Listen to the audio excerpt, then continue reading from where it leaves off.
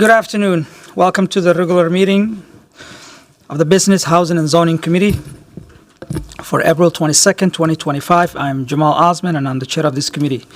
Before we begin the meeting, I want to remind all members, staff, and public that this meeting are broadcasted live to enable greater public participation, including real-time captioning as method to increase the accessibility of our proceeding to the community.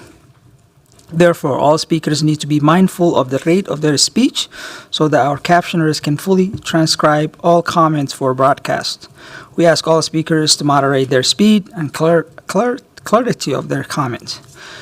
We'll be using speaker management for this meeting, so please make sure you are signed in. At this time, I'll ask clerk to call the roll so we can verify a quorum. Councilmember Rainville. Present. Cashman. Present. Jenkins. Present. Chowdhury is absent. Vice Chair Ellison is absent. Chair Osman. Present. There are 4 members present. All right. Let the record reflect we have a quorum. Before we proceed to the public hearing on items on our agenda, we will be taking up to our consent agenda, which are items 7 through 16. Item 7 is approving a liquor license. Item 8 is approving 441 liquor license renewal. Item 9 is approving and authorizing named BTAP funding contracts. Item 10 is approving and authorizing the named DTAP funding contracts. Item 11 is a passage of resolution granting final approval of tax-exempt housing revenue bond for NAC housing project. Item 12 is a passage of resolution approving the spring 2025 brownfield grants. Item 13 is a passage of resolution approving an appropriation for demolishing the structure at 1001 West Broadway. Item 14 is accepting a grant for a conference room from the Best Friends Animal Society for the City Animal Care and Control team. Item 15 is authorizing terms of extension for the Great Belt Development Project. Lastly, item 16 is setting a public hearing for our next meeting on May 6, 2025 to consider 2 land sale to Hennepin County located along Centennial Palace at 9th Street and 10th Street. Are there any questions or any further discussion on these items?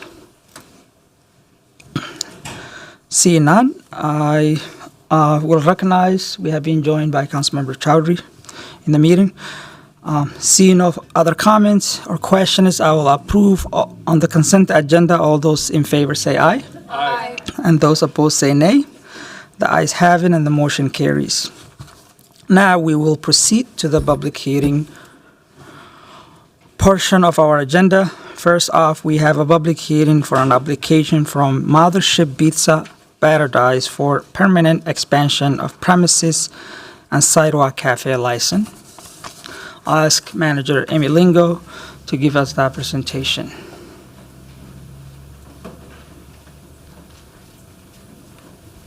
Welcome.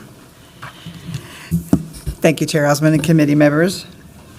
My name is Amy Lingo, and I'm the Manager for Licenses and Consumer Services, and I'm presenting an application from Mothership Pizza Paradise, LLC.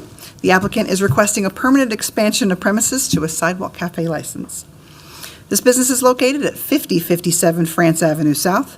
The Mothership Pizza Paradise restaurant, it will occupy the sidewalk cafe space previously held by Arezzo Ristorante. The sidewalk cafe license can accommodate 36 patrons and will be on West 51st Street. The proposed hours of operation are on the exterior, Tuesday through Thursday, 11 a.m. to 10 p.m., Friday and Saturday and Sunday, 11 a.m. to 11 p.m. Public hearing notices were sent to residents and property owners within 300 feet of the premises, the Fulton Neighborhood Association, and Councilmember Lene Palmisano. We have received 4 responses from the community. 2 neighbors support the sidewalk cafe license, and 2 have expressed concerns about music on the sidewalk. However, there will be no music or speakers on the sidewalk cafe. There are no issues concerning the business or issuance of this license, and Licenses and Consumer Services Division recommends approval of the permanent expansion of premises and sidewalk cafe license. This concludes my presentation, and at this time, I'll stand for any comments or questions. All right, thank you so much for that presentation. I'll recognize we have been joined by Vice Chair Ellison in the meeting. Aye on consent. All right. Now, I'm going to proceed to open the public hearing, and I see Tommy Baynard. Yes, welcome, sir. You have 2 minutes. It's not going to take that long. I Sure. just wanted to say hi. I'm the owner over there. Excited to open a patio. I mean, we're almost, knock on wood, I think summer is right around the corner, so that's about all I have. Thank y'all. Wonderful. Thank you so much for that comment. I will recognize Councilmember Ellison. Thank you for coming down to City Hall. I know it could feel a little trivial to come down, but we have a good time meeting you, putting a face to the business, and just thank you for doing business in Minneapolis, and I move this for approval. All right. I'm going to close the public hearing, and with Council Members Ellison's motion to approve, I will recognize, before that, I'll recognize Councilmember Cashman. Thank you. Thank you, Chair Osman. Just a question for, this might be for Manager Amy Lingo, is what do we mean by permanent expansion? Does that mean it will not just be seasonal, but it'll be year-round? And then can you also provide me, what are the amount of seats inside the restaurant, and what will be the amount of seats now added to the restaurant? And so what will be the new capacity? Through the chair, Councilmember Cashman, I will need to double-check on the interior seating. The public hearing is for the exterior, because when we do a permanent expansion of premises, the public hearing is required for outside use only. So it is a year-long license. Whether or not they use the license for the full year is up to them. And what this is doing is this is basically taking the previously approved liquor premises and permanently expanding it, hence the name. So Gotcha. it makes it larger, so they always will be able to have alcohol on that premises whenever they use it based off of their business plan. So if it's a lovely day in March, they can be open in March for their outside use. Okay. Yeah, would the owner mind coming up to potentially answer the question about what level of seating this new permanent expansion will give to the restaurant? 48 seats inside, that includes the bar, 36 seats outside. Okay. And is the amount of expansion that you have going on outside, is that going to be like extended to more months of the year, or will it be the same months that you'll operate it? Yeah, seasonally, depending on the weather. Okay. So normally, I would say May till October on a good year. We'll just Okay. have to wait and see. Thank you. Good Yep. luck. Thank Happy you. to support the motion. Great. On that motion, all those in favor say aye. Aye. And those opposed say nay. The ayes have it, and the motion carries. Next, we have a public hearing for application from Rolling Stone Square for rental hall license. I'll ask Mo Osman from Business Licensing to come and speak on this item before we open to the public hearing. Thank you, Chair Osman and committee members. My name is Inspector Mohammed Osman with Licenses and Consumer Services Division. I am presenting an application submitted by Entourage Events Group, doing business as Royalston Square. The business is located at 501 Royalston Avenue North in Ward 5. This is a new license request for a rental hall. The premises is a large industrial space that was formerly used as a photo studio. The premises includes 31,937 square feet and has a fire occupancy load of 4,234 people. The proposed hours of operation for interior use are 7 a.m. to midnight. The uses for it will be for private, social, and corporate events.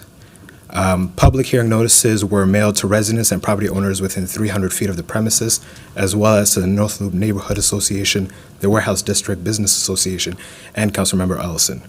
We have received no public comments related to the proposed rental hall. The Licenses and Consumer Services Division recommends approval of the rental hall license for Royalston Square.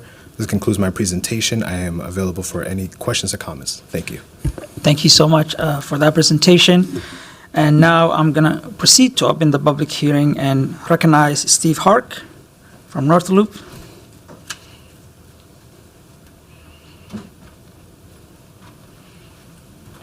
Welcome. Good afternoon. My name is Steve Hark. I'm the owner of Entourage Events Group. We're the ones applying for the rental hall license at 501 Royalston. That space used to be occupied by Target for their studios. We're a company that operates and manages and owns venues throughout the Twin Cities, and that was our latest addition to our portfolio of venues. We plan on hosting corporate events, conferences, weddings, etc. at that location. Thank you so much for your testimony. Thank Are you. there anyone else who would like to speak on this item? Seeing none, I'll close the public hearing and recognize Vice Chair Ellison. Thank you, and I'm happy to move approval of this item, and, always love seeing more activations on the north side or in Ward 5, so thank you. I will also recognize Councilmember Rainville.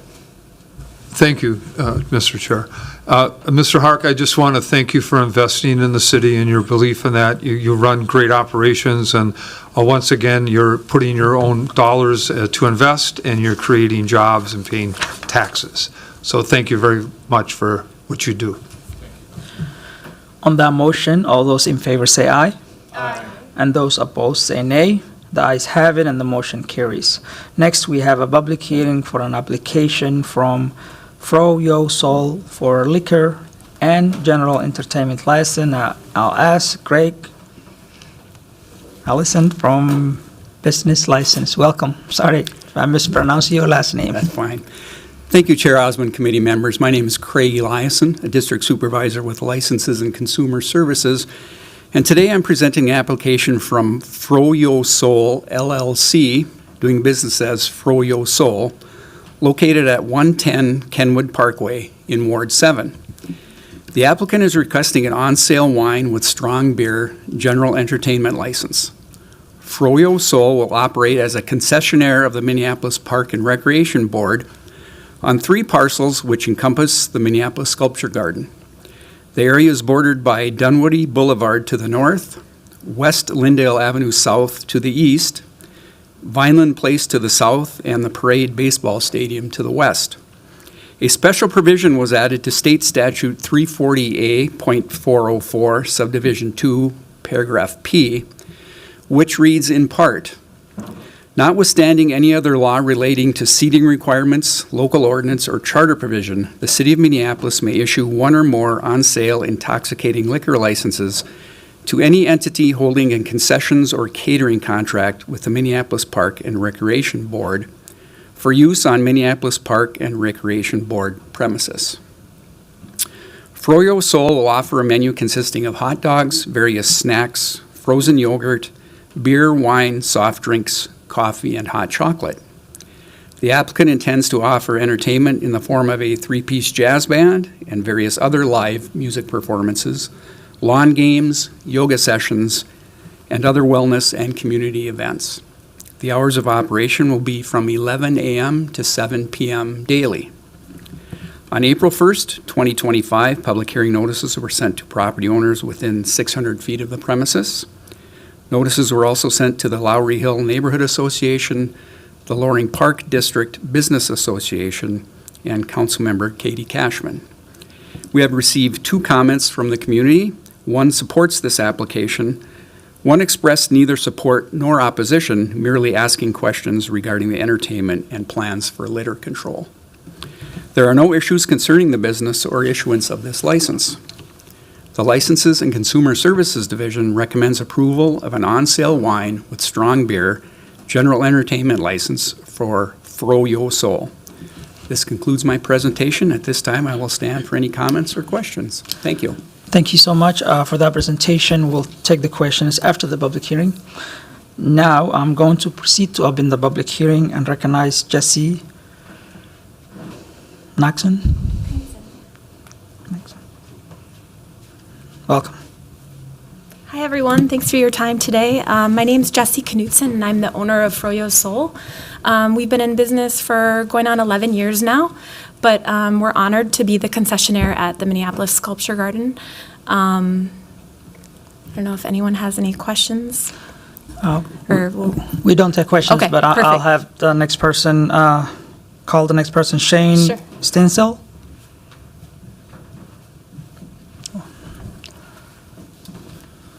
Good afternoon, Council. Shane Stenzel, Minneapolis Park and Recreation Board. Just want to say thank you for considering this license for this location. We had a very public process in selecting Froyo Soul for the location. We worked closely with the Walker in partnership with them for this opportunity. And we're just really excited to have Froyo Soul at the Sculpture Garden to bring more vibrance to our parks. So thank you. All right, thank you so much for coming down and speaking. And now I don't see anyone else. I will close the public hearing and also recognize Councilmember Cashman. Thank you, Chair Osman. Yes, I do have some questions for staff. I don't know if it's Craig who could come up. Yeah, I did just want to get a few answers to the questions that the residents raised in the public comment. Some of them relate to, the garbage and maintenance plan. So can you speak to a little bit that piece of maintaining the park? Sure. Chairman Osmond, through the chair, Councilmember Cashman. Yeah, any licensee is responsible for litter and rubbish removal within 100 feet of the licensed premises. But, Froyo Soil is very responsible with rubbish containers. I think there's probably language in their contract with the park board also, so we have some additional oversight by the park board themselves. I think Froyo Soil has a plan in their business plan on daily cleanup on the litter. Mm-hmm. Would you be able to upload the contract to the LIMS file for this? The contract between Froyo Soil and PRB? I believe we would be able to do that, yes. Okay, that might be a question for the lawyer on this committee as well. I'll recognize City Attorney. Yes. Oh, the question, Ms. Shutt, was if we could publish the contract between Froyo Soul and MPRB on the LIMS file for this license. When will it be signed? It is signed. It is signed. Okay, so we could view that as well. I think, some of my questions just relate to the oversight because this is a city license, but it's park board land, and we want to make sure that we're all coordinated and have the same level of information here. Can you also explain where the food truck will be located? Will it be in the parking lot or the grassy area? I believe that there is a designated area. And maybe I could call on Mr. Stenzel on that specifically. I know they were looking at different areas when they were applying, and I think they have arrived at a designated area for that. Maybe Mr. Stenzel can better address that than I can. Thanks. Yeah, so when we designed the park a few years ago, we added power to locations for food trucks. So the designated location for food trucks, which currently have food trucks in them, would be the location for that. And as far as trash, yes, that's all built into the contract. And we have receptacles out. They're required to put receptacles out. We have a place for them to dump their trash. We take it very seriously, yes. Okay, thanks. And will they need to have a generator for these food trucks, or No. So there'll be no generator? No generator. We That's have such a power, relief. all power put in the park to support this infrastructure, yes. Okay, thank you. My next question is about the timing of the jazz trio and location of the music. I could answer that one as well.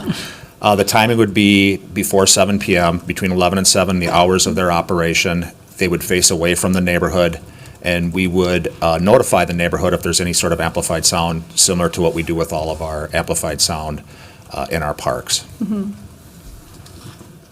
Okay, and then will the alcohol be allowed in the whole park or in which area? Through the chair, Councilmember Cashman, yes, I can answer that. Yeah, the licensed premises will be the entire sculpture garden. And I do have a copy of that footprint here that I could share. Okay. And it encompasses, as I said in my presentation, it's actually 3 separate parcels that encompasses the sculpture garden.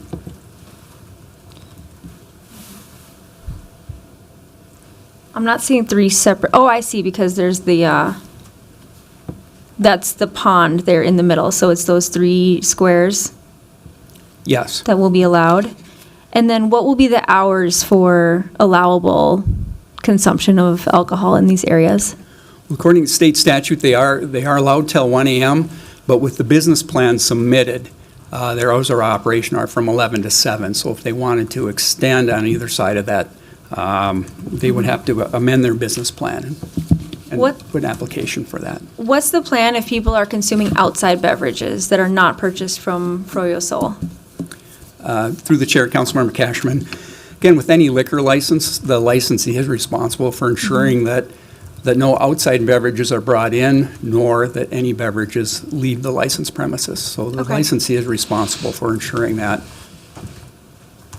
Okay, thank you. I think this is all the questions that I had, other than getting the contract information.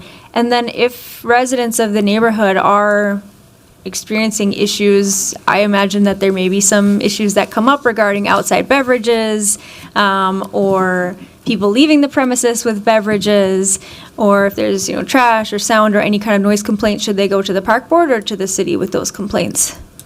Through the chair, Councilmember Cashman, they go through both. I mean, we can use the city's 311 system. They could contact licenses directly. And I know Mr. Stenzel has made some phone numbers available for the park board. Okay. Thank you so much. Thank you for answering those questions, and I'll look forward to seeing the contract added to LIMS as soon as possible to have that additional level of information. All right. I will move approval of this item. Thanks. Right. I believe there are more council member questions, comments. I'll recognize Council Member Rainville. Thank you. Just again to the owners, thanks for coming down today, and we appreciate your support of the park system and going through this licensing process. And then, Mr. Spencer, I just want to thank you too for your patience. You're in a tough spot negotiating between the vendor and our rules and the state rules and the park board rules, but you're getting the job done. And you are quite an asset to the park board, so thank you for helping out. Councilmember Ellison. Yeah, I'm going to support the motion, and just wanted to express how, this is like 2 days in a row I'm seeing contracts where we're seeing the arts in various ways. One in our schools here, we're talking about the sculpture garden here, be activated and be in a way that allows people to come and enjoy the amenity. And so just want to thank Ms. Knudsen from Froyo Sol for for applying for this, for running your business the way that you run it.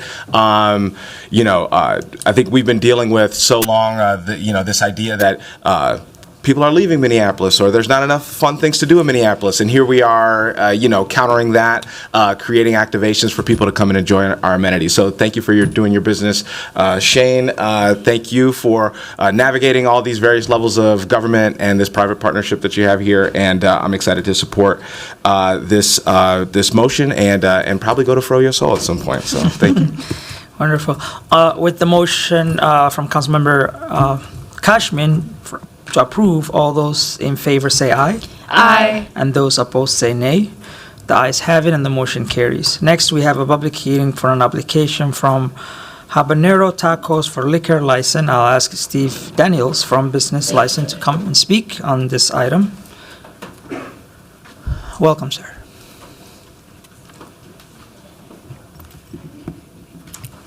Thank you, Chair Osman and committee members. I'm Stephen Daniels, an inspector with Business Licensing. I'm presenting an application for Habanero's Tacos Grill, LLC, the DBA of Habanero's Tacos, located at 3223 East Lake Street in Ward 9. The applicant is requesting an on-sale wine with strong beer and no live entertainment license. If approved, they intend to add wine and strong beer to their already established restaurant that serves Mexican food. The restaurant has interior seating of 32 and a private patio that seats 4. The current hours of operation will remain the same: indoor 10 a.m. to 11 p.m. daily, and outdoor on the private patio from 10 a.m. to 10 p.m. daily. On April 4th, public hearing notices were sent out to residents, property owners, and posted on all resident buildings with 4 or more units within 500 feet of the premises. Notices were also sent to Longfellow Neighborhood Association, the Longfellow Business Association, and Councilmember Jason Chavez. We have received 0 comments from the community. A review of complaints, 311 calls, police calls, and operating conditions. No significant issues were concerning the business were found. The License and Consumer Services Division recommend approval of an on-sale wine with strong beer and no live entertainment license. This concludes my presentation. At this time, I will stand for any comments or questions. Thank you. Thank you so much for that presentation. And now I'm going to proceed to open the public hearing and recognize Marcos Munoz from Longfellow Restaurant also.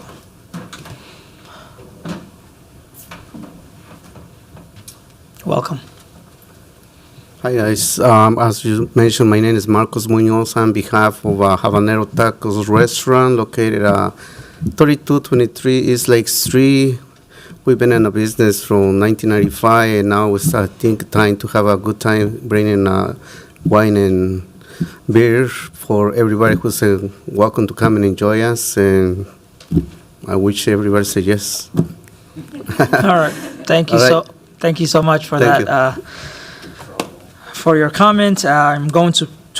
I don't see no one else. I'm going to close the public hearing and recognize Councilmember Allison. Councilmember Chowdhury. Thank you, Chair Osman. Thank you, Marcos, for coming down here. And I mean, your business on Lake Street, people love your business. I was over at Habanero Grill over this weekend to get some snacks. I had a couple tamales and tacos with my partner, and I saw the notice on the door, and I was like, oh, great, they're going to be coming into City Hall. And I just wanted to share this story because I think it just shows like the activation that you're bringing to Lake Street and just staying on Lake Street for years and years and years, especially in this moment in our city. There was a customer, they came out and they got an extra tinga burrito, and they were like, they approached another group of customers and they're like, do you want this extra burrito that I got?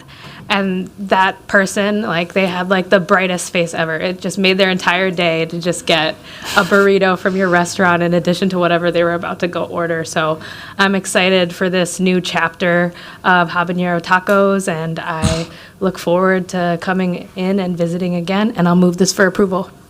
Thank you, Councilmember Chowdhury. With that motion, all those in favor say aye. Aye. And those opposed say nay. The ayes have it, and the motion carries. All right, next we have a public hearing from application from Fair State Brewing Cooperative for a permanent expansion. I'll recognize Manager Emilingo. Thank you. Welcome. Thank you, Chair Osman and committee members. I forgot to print this one out, so rescued with technology. I am Amy Lingo, Manager for Licenses and Consumer Services, and I'm presenting an application submitted by Fair State Brewing Cooperative located at 2506 Central Avenue Northeast in Ward 1. This application is for a permanent expansion of premises to the business's existing off-sale malt liquor and brewery on-sale licenses. There's no entertainment, and there is Sunday sales. This expansion includes the interior acquisition of the adjacent space formerly occupied by Aki's Bread House, as well as the addition of an exterior rear patio space. The interior expansion is approximately 1,254 square feet and will include 20 seats. The newly proposed exterior patio space is approximately 900 square feet, 30 by 30, and will provide 40 additional seats, bringing the total capacity to 60. The interior fire capacity is 110, and the maximum capacity for the exterior is 50. The proposed hours of operation for both interior and exterior spaces are Monday through Thursday, 4 p.m. to 10 p.m., Friday and Saturday, 12 p.m. to 10 p.m., Sunday, 12 p.m. to 9 p.m. Public hearing notices were sent to property owners within 300 feet of the premises, the Holland Neighborhood Improvement Association, the Northeast Business Association, and Council President Payne. A review of any complaints, police calls, and 311 calls show no significant issues concerning the business or issuance of this license. The License and Consumer Services Division recommend approval of the permanent expansion of premises. This concludes my presentation, and I'm available for comments or questions. Thank you. Thank you so much for that presentation. Now I'm going to proceed to open the public hearing, and I see 4 people that sign up here. I'll recognize first Seth Stadmiller.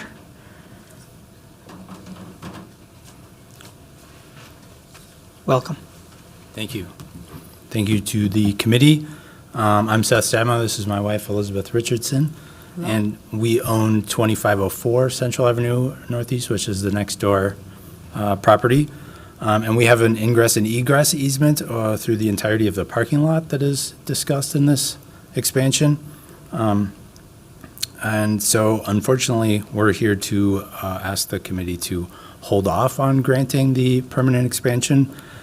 We haven't been really invited into the process or been given a chance to discuss the impacts that this will have on our business. We're a recovery bike shop. We're regularly bringing in large vehicles to deliver and bring in and deliver bicycles to the parking lot. And the parking lot where we have the easements is the only access we have to our garages, the only way to get into that space, which is an unfortunate leftover from when the two properties were adjoined into one property.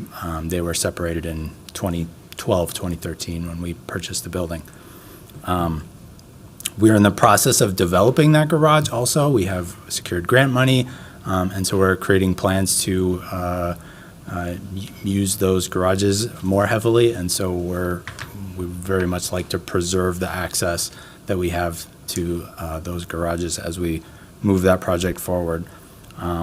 So we have a lot of concerns based on that. We would very much like to have conversations with Fair State that we haven't had been able to have at this time. So that's where we're coming from. Do you have anything you want to add? Maybe helpful to look at the actual property. So if we can just show up all right.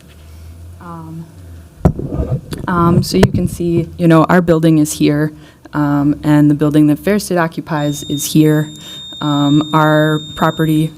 Go on, you still have 2 minutes, Elizabeth. Oh, thank you. Yep. Thank you very much. So our property has this thin strip of parking lot here blocked by a fence. But we also have 3 garage doors along the side of this building. Being able to back a vehicle into that requires turning and doing a 3-point turn into what's currently a parking area has not been an issue for the 12, 13 years we've been in the property. But, a 30 by 30 expansion of the beer garden would bring it, I believe, almost entirely to the property line, leaving no space for us to have access to our property. And again, we're sad to be in this position.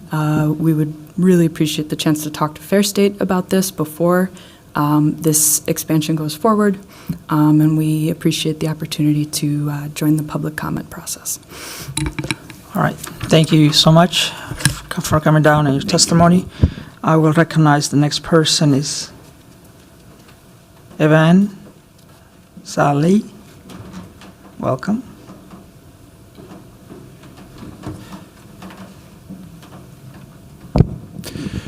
Good afternoon. My name is Evan Salih. I'm the CEO and one of the co-founders of Fair State Brewing Cooperative. Thanks for having me in. Fair State has really been a pillar, I think, of our community in Northeast. We've been really, really excited to serve as a community hub in a place where, we can try to build community and provide a space where people can come together and, make their lives just a little bit better every day over delicious beverages. We've had that great privilege for some time, and we're really, really excited about this project as an opportunity to expand the way in which we're able to develop that community up in Northeast. As Ms. Lingo mentioned, this expansion includes a portion interior into the former Aki's space. If you ever went into there, it's basically the exact same front of house area that he used to have. There's already doors in there that will allow us to, provide opportunities for people to move back and forth between the spaces. And this also provides us with an opportunity to have a separate space and an opportunity to kind of have a community room where we can have nonprofits or other organizations come in and try to gather there as well. And we can expand our ability to serve our community. In the back, if you have been to our tap room in the past, you probably remember that there was a beer garden in the back already.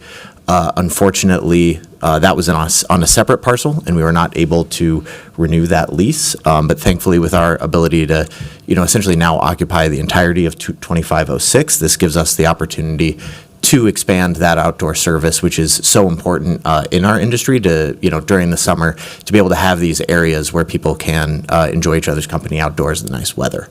We're planning on doing this in a very thoughtful way. Everything's going to be modular, easy to move, make sure that we can provide excellent access into and out of that parking lot so that we can be the good neighbors that we've always tried to be. Thank you for your time. Thank you so much. Next person is Jeff Torney.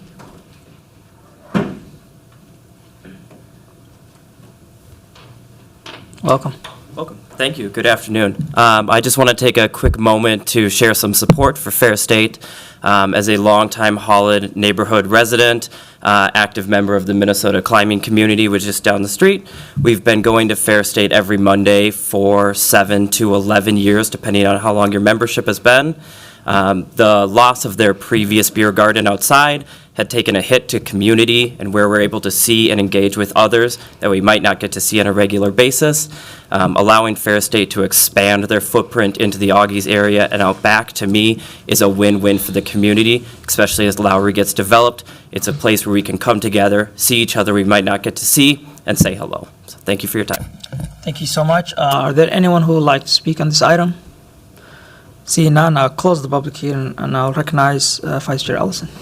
Thank you. I'm going to get my thoughts together here pretty quickly.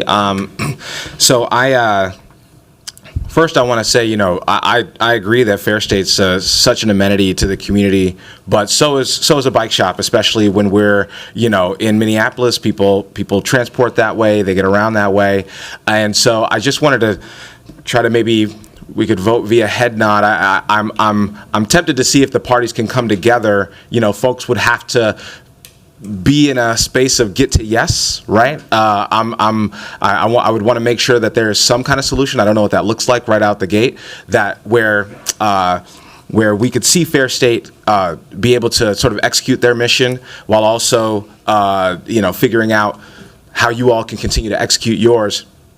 I don't want to create some binary where it's either Fair State gets a win or you all get a win or somebody has to lose. I'm hoping that I can trust you all to come together and figure out a creative solution on that. And so I'm actually going to move to delay this one cycle. That's just to explain a little bit of what that means is that we would take this up in about 2 weeks.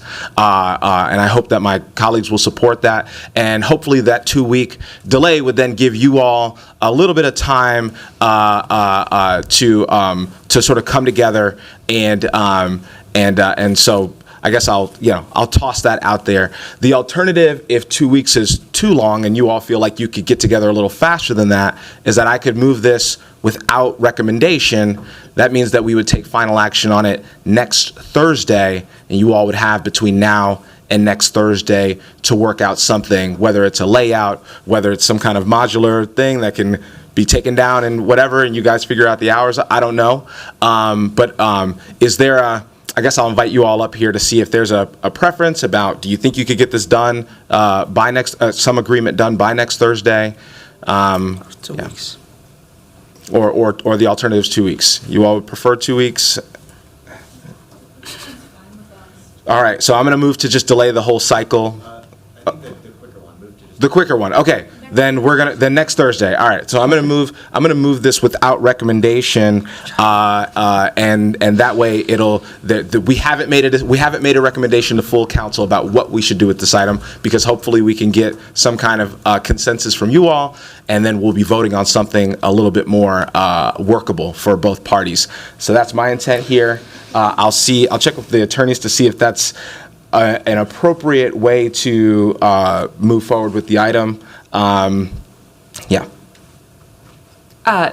the chair, Councilmember Ellison, staff was made aware of the issue with the easement a couple days ago, and our understanding is that both parties are aware of the concerns around the easement and have not yet reached any resolution on this issue. Ultimately, staff determined that the easement issue is not applicable to the issuance of this particular license. In issuing a expansion of premises license, this city isn't opining that everything that is occurring on the property is legal or that every use of the property is legal. Issuance of this expansion of premises license would be approval by the city that the applicant has met all the requirements for that particular license. And that particular license does not require resolution of a private civil matter. So in staff's opinion, that matter of the easement does need to be resolved by the parties independently of this and of their own accord. So Absolutely. But we are not permitted from allowing that to occur before we take final action on this, right? Like, we could move this without recommendation and then take final action at the full council? Clerks are saying that we could. You could, yes. Okay. Then I think that's the direction I'll go. I think it'll, at minimum, encourage a little bit of reciprocity here, hopefully a little bit of spirit of collaboration. That's really what I'm aiming for. You know, at the end of the day, we've got neighbors that are going to be neighbors.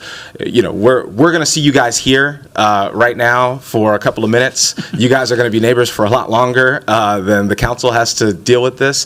To the best that the council can help encourage a continued good relationship. I hope there's already one there now.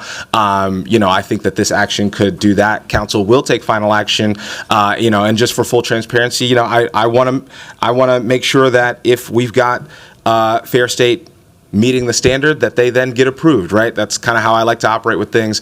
And so I probably will be moving this for approval Thursday, but hopefully I'll do that with the council having some reassurance that you all have created a situation that's workable for the both of you.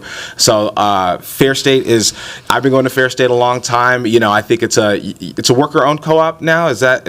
No, not quite. It's a cooperative-owned business.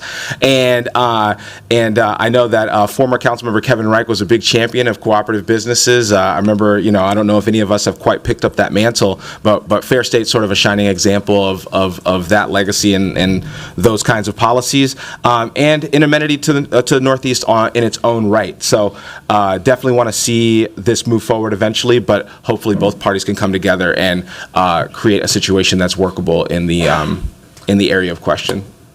Thank you, Council Member. I'll recognize Council Member Cashman. Thank you, Chair.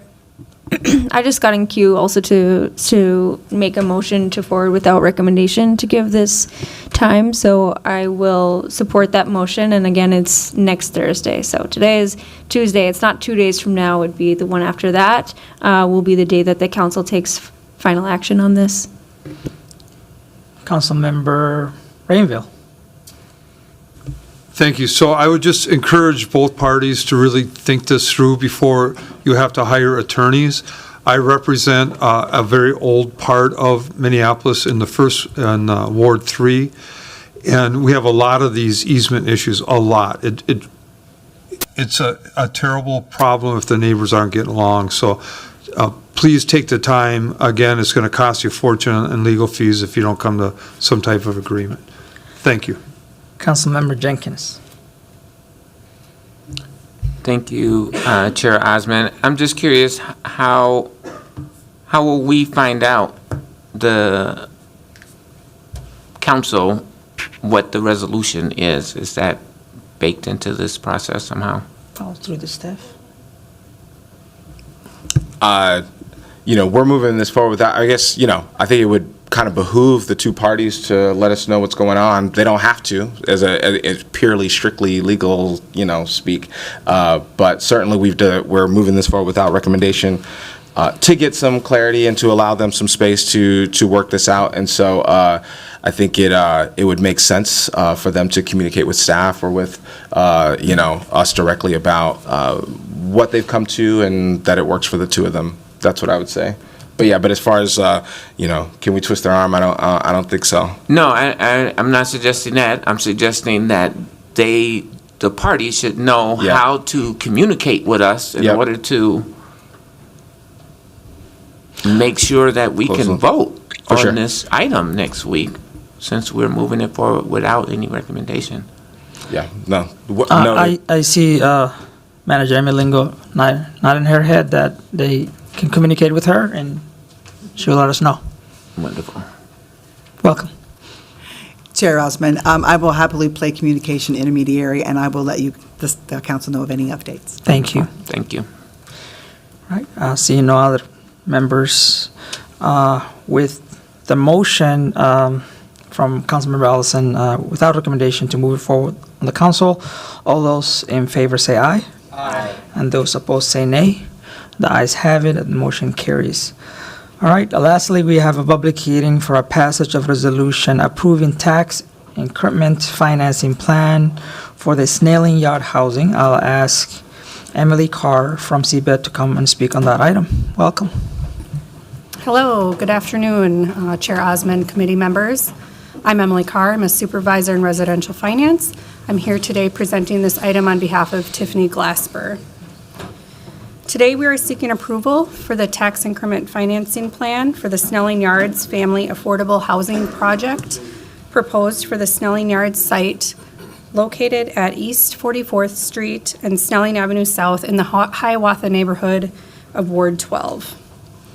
The site was subject of a city-sponsored RFP back in 2016, and Lupe Development was the selected developer.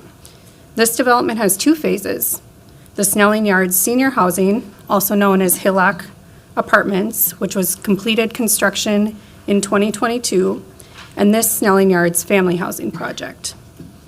The Snelling Yards Family Project is proposed as a 95-unit, 4-story building with a mix of 1, 2, and 3-bedroom units, affordable at 80%, 50%, and 30% of the area median income. 12 of these units will be supported by project-based Section 8 vouchers from MPHA. And 13 units are set aside for veterans exiting homelessness and come with Veterans Affairs supportive housing rental subsidies.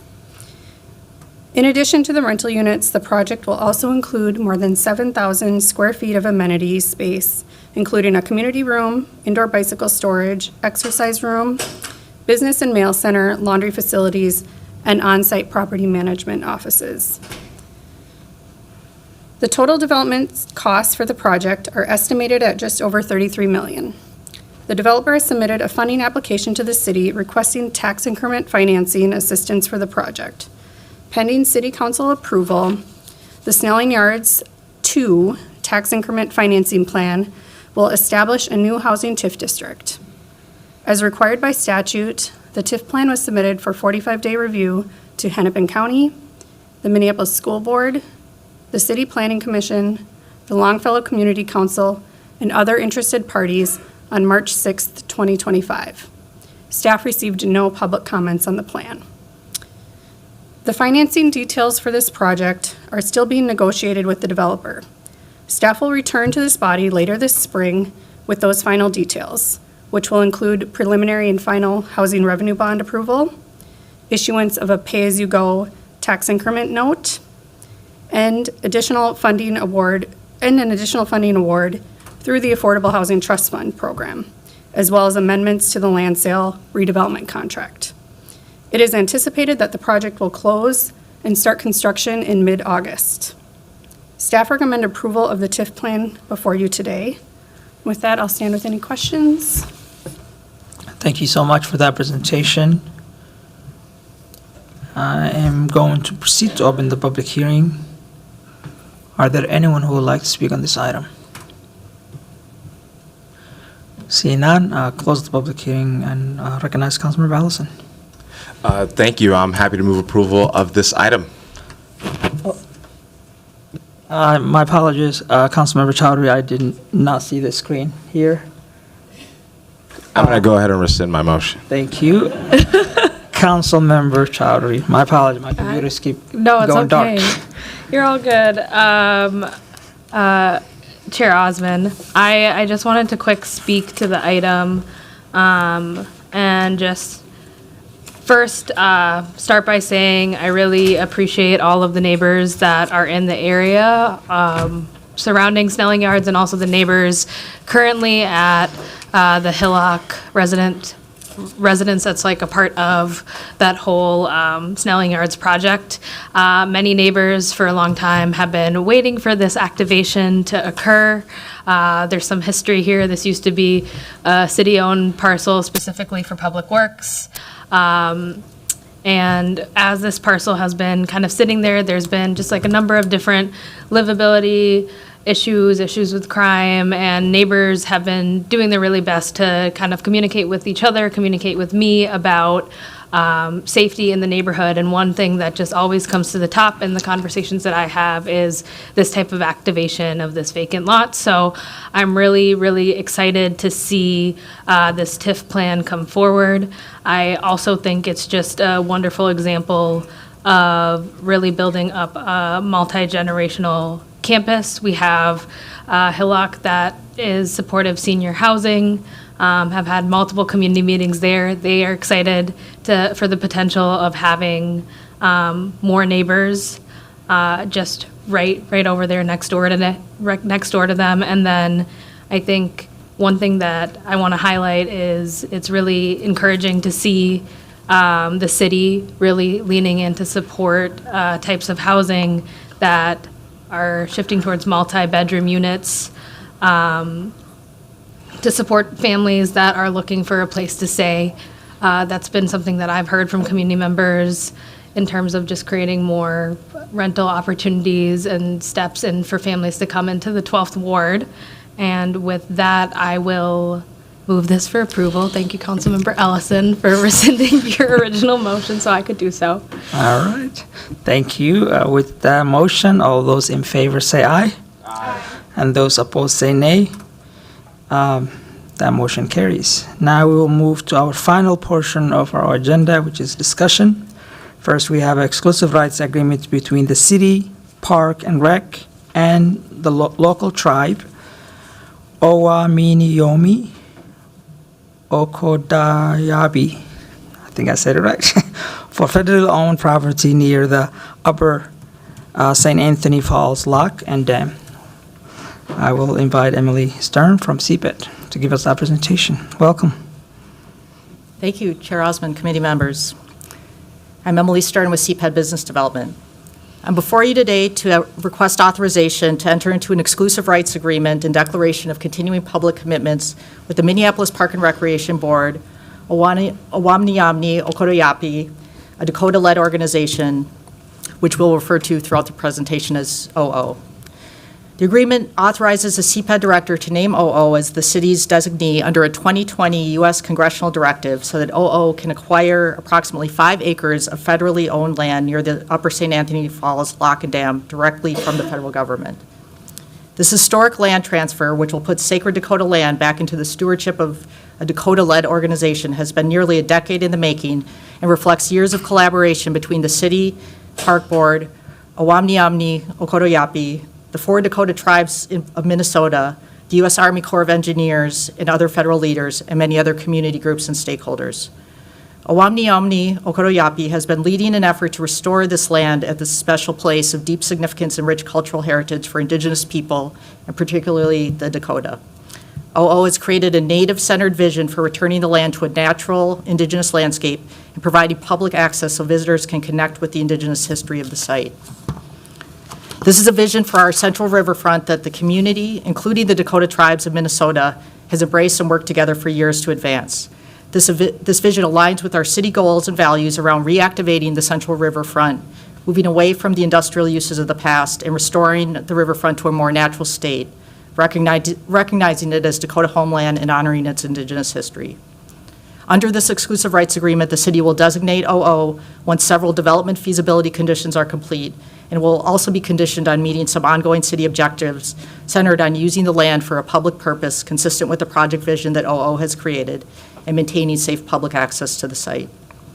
OO expects to satisfy the terms of the agreement by the end of this year, at which point the city would officially designate OO to acquire the land directly from the federal government. The land transfer is expected to happen in 2026. Also under this agreement, if the land is ever sold in the future by OO or any other party, each of the 4 Dakota tribes in Minnesota would have the first option to purchase. In the interim, OO is actively designing the Phase 1 improvements to the site, which will include native plantings, Indigenous landscapes, initial trail development, and gathering space. OO expects to begin construction of these improvements in 2026 under an existing lease agreement with the Army Corps. Thank you all for your consideration. Before opening up to any comments or questions, I just want to acknowledge a few folks in the room, the core city staff team who've been leading this effort on the city side, who are here today: Eric Hansen, our CPED director; Jeff Johnson, Convention Center executive director; Shelley Rose, city attorney; Hillary Dvorak at city planning. And I especially want to acknowledge our core partner in Owamni Okotoyapi as the future owner of the site and project lead, and representatives of OO are here today: Shelley Buck, OO's president; Kirsty Monston, the project advisor; and Barry Hand, program director. And then finally, the Park Board has been our third partner and is also a party to this agreement, or will be a party to this agreement, and Michael Schroeder, the assistant superintendent of planning, who is here today, has been the Park Board's lead on this. And I'm sorry, Bob York, too, has been the attorney working with OO as well. So with that, I will happy to stand for any comments or questions. And as mentioned, OO representatives are here and could answer any specific questions about their future plans for the site. Thank you. Thank you so much for that presentation. Are there any discussions? I see Councilmember Rainville. Thank you. I'm going to move approval of this, but I also want to just acknowledge Jeff Johnson in the audience, Ms. Buck, thank you, Barry, Michael Schroeder. This is very complex, and it's taken a long time to get to this point. And you've all been very good about keeping me informed, and I just see nothing but good things coming about this. So thank you for your patience. You're going to have a little bit more patience as we wind this through, but I'm really impressed and grateful for all you've done, and thank you to our staff as well. Councilmember Ellison. Yeah, just want to, double down on the thanks to our staff, to Mr. Jeff Johnson, Ms. Rowe, for all the work on this. This is the right thing to do, obviously, but I understand that these things can be logistically complicated, I'm sure, right? And so knowing like the heavy lift that, it's taken our staff to get to this, and probably has been really frustrating and really like, to work through for the buyer, but just really appreciate all the work that has gone into making this happen. I think it's obviously, the least we can do in terms of giving land back to the original people here. Maybe the next frontier is to get rid of Fort Snelling and a few other things that I could think of. But yeah, I think this is a great step, and I'm glad that it's something that we can highlight as a city, and maybe provide examples for how to get deals like this done all across the country. Certainly, there are similar deals that could be done in other states and elsewhere. So, just thanks to everybody involved. I know it's probably a tremendous lift in the grand scheme of everything that is owed to Indigenous people. It's probably really small, right? But it's a huge contribution and a huge effort from our staff, and so I'm just really grateful and happy to support the motion. Thank you. On that motion, all those in favor say aye. Aye. And those opposed say nay. The motion have it. The motion passes. Now we are moving to our last item on today's agenda. We have a presentation from staff regarding new Nicollet redevelopment project. I'll ask Lene Garfunder-Parchols from CBED to present this item. Welcome. Thank you. Good afternoon, Chair Osman and committee members. I'm Linnea Grafender-Bartles, and I'm a senior project coordinator in CPED.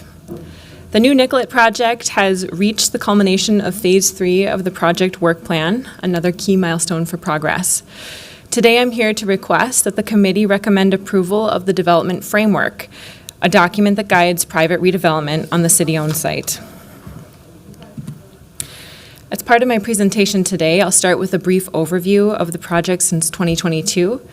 Then I'll share a summary of the community engagement that's occurred in this phase of the project before moving into highlights from the development framework. And I'll wrap up with a look at next steps for the project.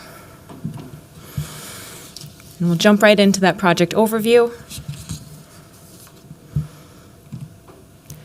The city's new Nicollet redevelopment project is focused on reconnecting Nicollet Avenue between Lake Street and Cecil Newman Lane and developing the remaining site into a high-density, mixed-use, and walkable area.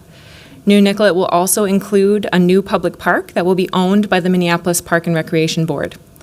With guidance from 3 phases of community input, city-led redevelopment of the site will recreate a commercial and cultural crossroads reflecting the needs of the communities that currently live there. The New Nicollet project has been guided by these 5 overarching goals, which are to reconnect people and places, build for who's here, live, work, shop, and play here, build safe, equitable, sustainable transportation networks, and design healthy and safe communities. The New Nicollet redevelopment project began in 2022 with Phase 1, which was called Launch and Listen. Phase 1 was focused on identifying the community's desired outcomes for the redevelopment and included extensive community engagement work. In 2023, the project moved into Phase 2, which focused on developing the concept layout plan for the new street, as well as the framework for public space on the site. And both of those efforts included extensive community engagement. In 2024, the project moved into Phase 3, focused on establishing a clear plan for how the city will pursue development. Phase 3 included another round of engagement and produced a market study, development guidelines, and a development framework with implementation strategies. City leaders have taken a number of prior action approving different elements of the redevelopment project since 2021, including the project expectations and public engagement framework, the project's desired outcomes, the public space framework, and the Nicollet Avenue layout concept plan, as well as a memorandum of understanding with the Minneapolis Park and Recreation Board for the future park. Today, we're here to talk about the development framework, which is the final outcome of Phase 3 of the project. The development framework presents the culminating vision of Phase 3 and establishes the land use characteristics the city will pursue in redevelopment. It lays out development guidelines for how the city will approach the development process, describes the types of buildings and uses that should be built here, and outlines development parcels and a phased implementation strategy. The development framework includes a development concept that reflects community priorities and current market conditions to envision new development that is responsive to the community's desired outcomes for the site. The development framework also includes a summary of the community engagement results and an analysis of current and forecasted market conditions. Additionally, the framework documents the project process through all 3 phases and reaffirms the city's commitment to anti-displacement and wealth-building work at New Nicollet. And the development framework will inform the process of requesting development proposals. Before we review the final development concept, we'll take a look at results from the most recent rounds of community engagement that influenced the final product. The first round of engagement in this phase asked the public to prioritize what was most important to include in development at the site. To understand those priorities, we presented a base development scenario, which reflected what private developers are likely to build here over time based on past engagement, city policies, and the market study. Then we asked the community to rank a set of additional development features identified as reach elements. Reach elements are development outcomes that go above and beyond what the market is likely to provide on its own. They require additional government tools, resources, or incentives to be successful. The top-ranked reach elements were prioritized in the development program. The second round of community engagement involved presenting the draft development framework for feedback on whether it aligned with the community's desired outcomes. The second round of engagement included a well-attended open house, as well as smaller presentations to the affected neighborhood organizations. And the community response to the development framework has generally been positive. So let's take a look at some of the highlights from the development framework itself. Using the community engagement results, we established development guidelines that describe how we will approach the development process. These guidelines are also grounded in established city policy and market realities. We will use these guidelines as a tool for ensuring that implementation of the plan achieves the community's desired outcomes. Anti-displacement and wealth building was a special focus for this project. There's been strong community interest in making sure that development of the site provides opportunities for the people already living in the area. The development framework report includes a chapter dedicated to this topic and outlines the guiding strategies for anti-displacement and wealth building work at New Nicollet. The report identifies project-specific opportunities related to housing and commercial development, as well as the RFP process. The report also has an appendix describing citywide efforts related to anti-displacement and wealth-building work citywide, including highlights of recent projects near the Kmart site. And here is a vision of what the site could look like when it's completed according to the development framework. In this illustration, you see mixed-use buildings with first-floor retail lining Lake Street, closing the long-time gap in the urban fabric of this corridor.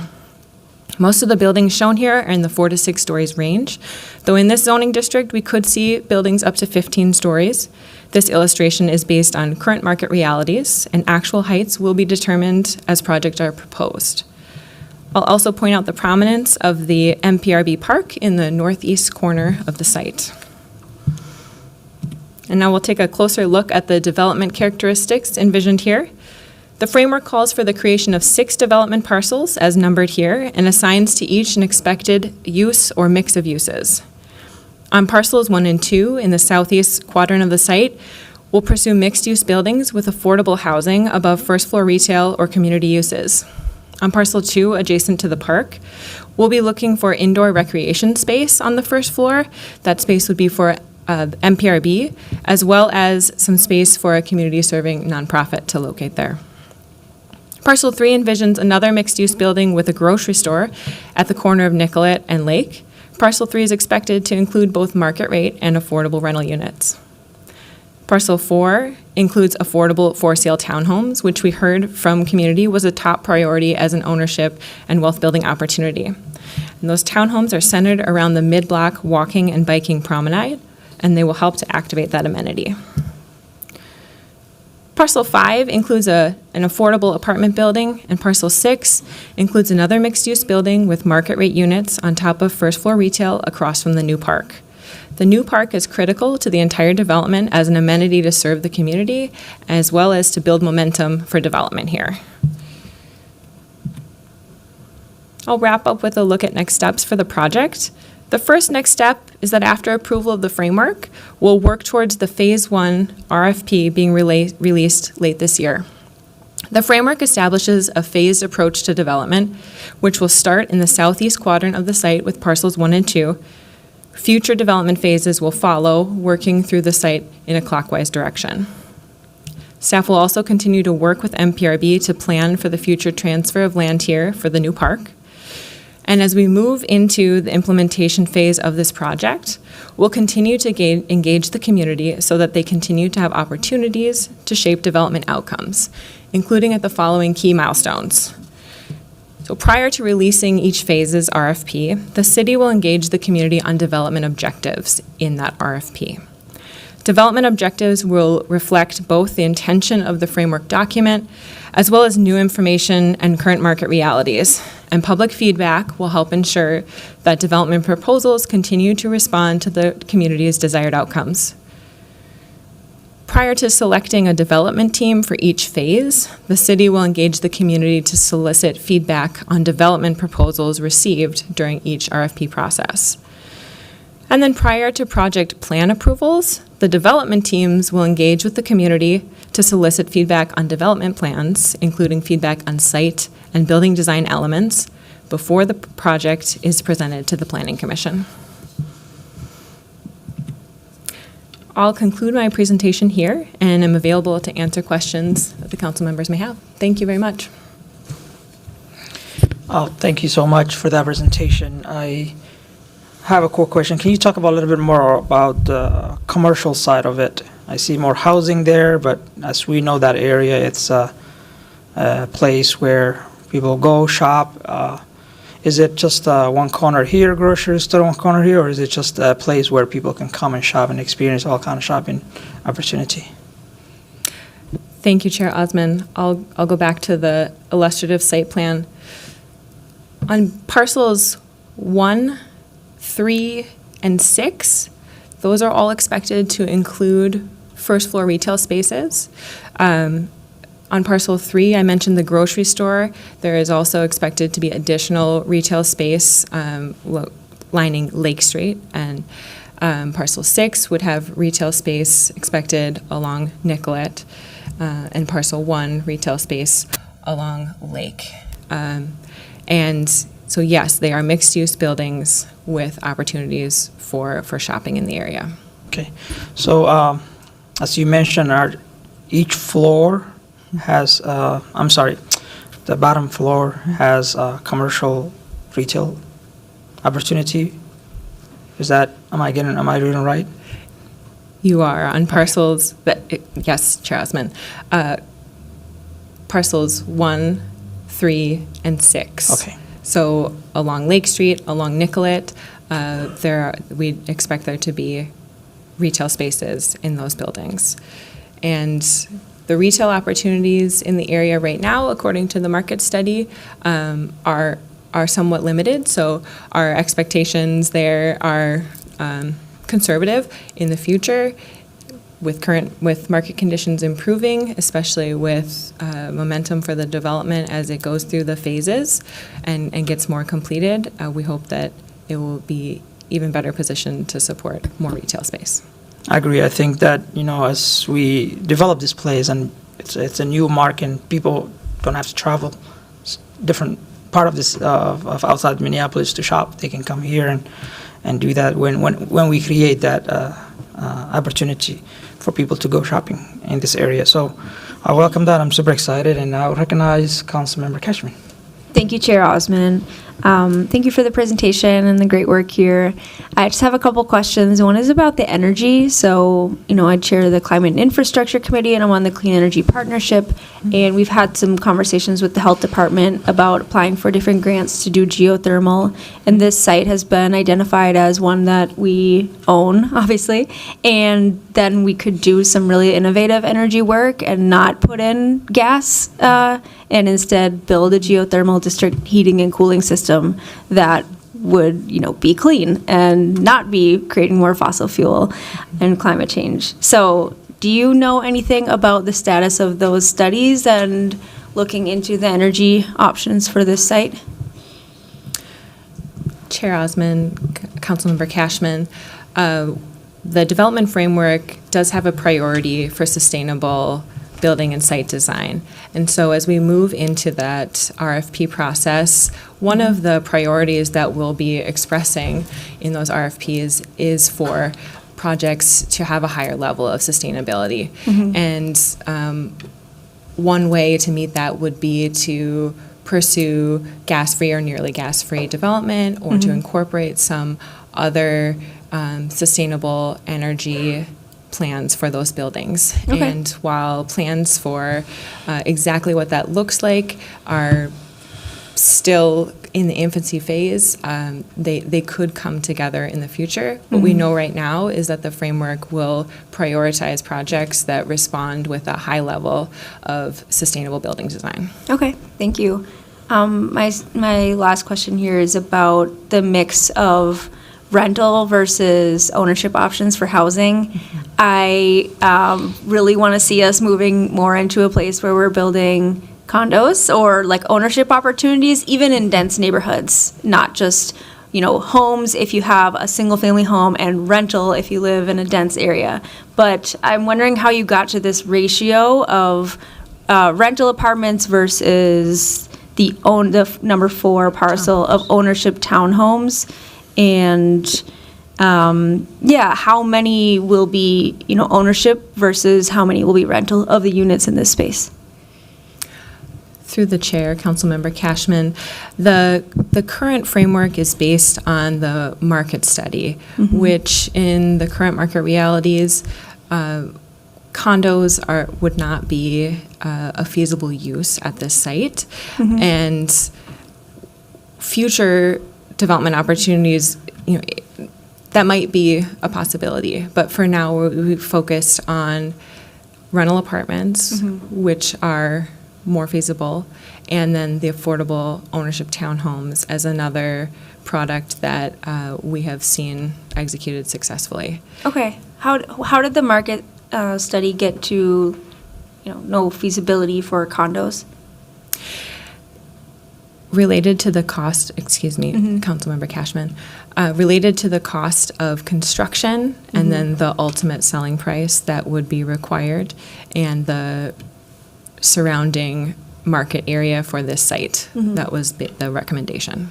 Okay, and the affordable ownership townhomes, what is the anticipated, what are some of the frameworks, I guess, for who would build those or operate them, and at what level of affordability would they be?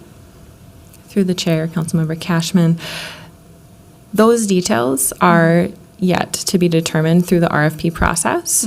And so it's too early to say. Yeah. Okay, well, thank you for sharing all the work that's been done so far. It's really exciting to see all the visuals as well. So thank you. Councilmember Jenkins. Thank you, Chair Osman. That was an interesting discussion. I know I have had a number of conversations with Somali moms in the area who have asked for ownership opportunities. And so I'm hoping that in the RFP process that it becomes, a lot of times they need larger units, 3 and 4 bedrooms. And so hopefully that would be a part of the RFP process. I'm curious, there's been a lot of talk about having like a community center space. Is that reflected in the diagrams that we're seeing now? Will there be a building on the community park? Is that something that's anticipated at this point? Chair Osman, Councilmember Jenkins, thank you for the question. So on parcel 2, on the site plan here on the left side of the screen, that building is expected to include an indoor space for the Park and Recreation Board to operate a smaller size community center, so more of like a retail storefront type experience where the park board is operating programming inside of that building and interfacing with the park right outside its doors. In addition to that space for MPRB, we're expecting that building to also house space for some type of community-serving nonprofit to add further amenity for the residents in the area. Okay. No, Big Brothers, Big Sisters have been contemplating this space. But yeah, no, thank you. Diagram number 2. So that would kind of serve as a park building facility, so to speak. That's correct. Right, thank you. Councilmember Ellison. Oh, thank you.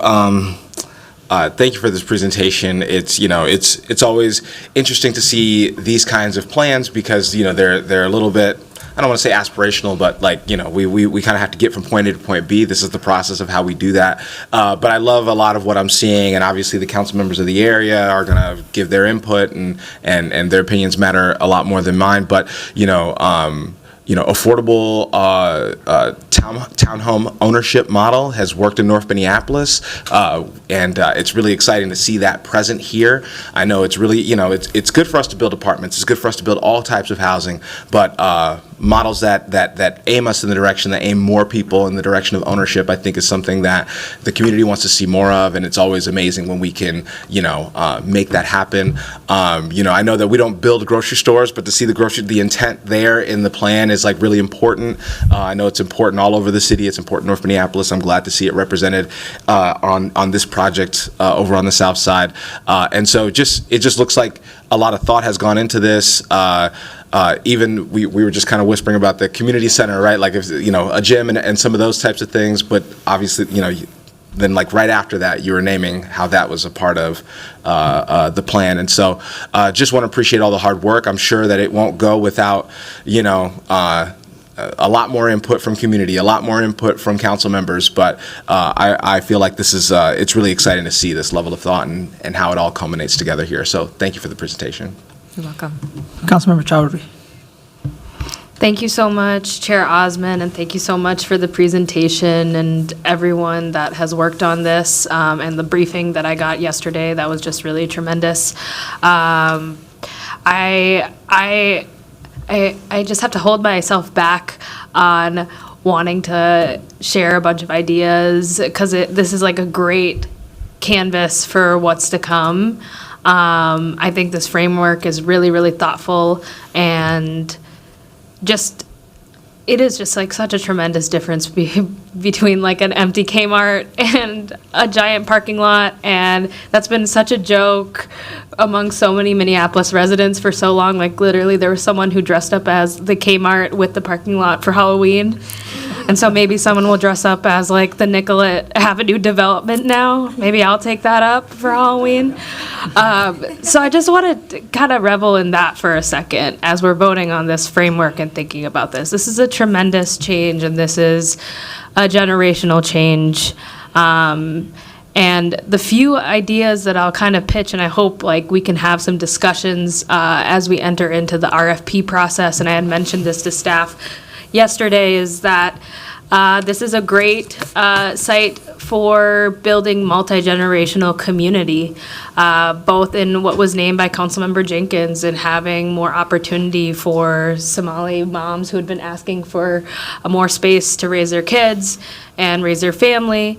With the affordability that we're seeing, I think there's a great opportunity to think about what does it mean to have opportunities specific to seniors in our city that have been looking for a place to live. It's really great for a senior to have a park, a grocery store, transit, all walkable, and really great to be able to live in a community where there are people of all ages. That's something that I hear from seniors all the time, is that I don't want just a senior-only space. Like, I want a community where I'm seeing my neighbors. And so I think about that. And then I'm excited, too, about the prospect of what that park can be and that indoor park building. One quick idea that I'll just pitch, and I'll put it out there, and then I'll mention it to Director Hansen when we check in again, is I think about winter activation in that park space, and one thing I know that the city of Minneapolis has been hurting for a long time is what does it mean to have a small, maybe mid-size indoor playground facility for parents to bring their kids in, and maybe that's a discussion we could have with the parks and the Parks Foundation. Fun fact, all of the indoor playgrounds are right outside of the periphery of the city of Minneapolis. People just go out to the suburbs, and I think there's a great opportunity here. But I'll digress with the ideas. I know we have to go vote on this framework first, but it's a real test of the work that's been done here, and I know that there was a lot of thoughtful community engagement over years. So just a genuine thank you to all the staff here on CPED, and thank you for the presentation again. All right. I just want to echo my colleagues. This is our area with large families. I think just thinking about RFP and developers that's coming forward, more units are needed, large units, 2, 3, 4 bedrooms are needed. And also, I think it's wonderful to have a place where kids can burn some energy and go to gym, and they have that space. You know, when you have a dense neighborhood with a lot of kids, and there's no play for them to. So it's great to partner with, Boys and Girls Club, whoever, or Park Board, or whoever, to kind of have a space for youth. I will echo that. And I know we haven't moved yet, but I will move this for approval and recognize Councilmember Ellison. Thank you. I wanted to say just one last thing. I should have said it's my original comments because I don't like leaving things on like a sour note or a down note. But I know that the state of housing has kind of been on my mind a lot. Right, we're seeing that it's market rate housing's not being built. We're seeing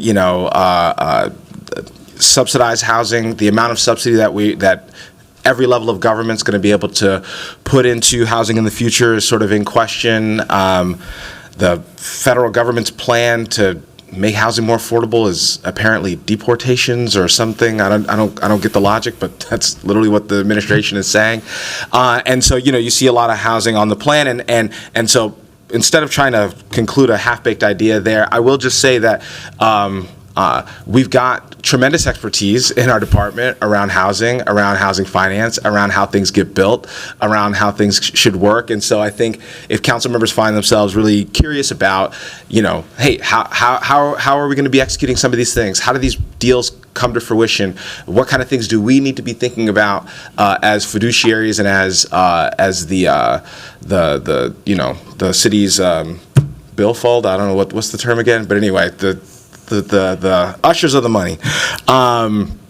What kind of things do we need to be thinking about if there are end results that we want to see, right?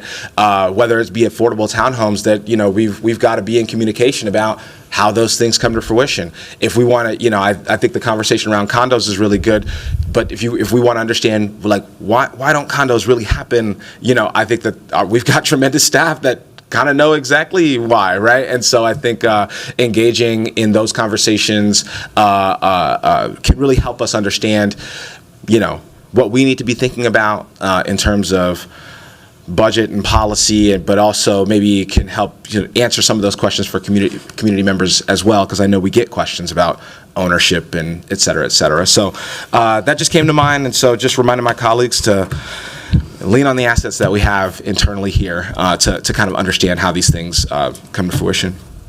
Wonderful. Well, thank you so much for that wonderful presentation, and seeing no one else. With that motion, all those in favor say aye.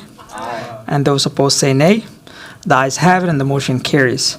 All right, seeing no further business before us, with no objection, I'll declare this meeting adjourned. Thanks, everyone.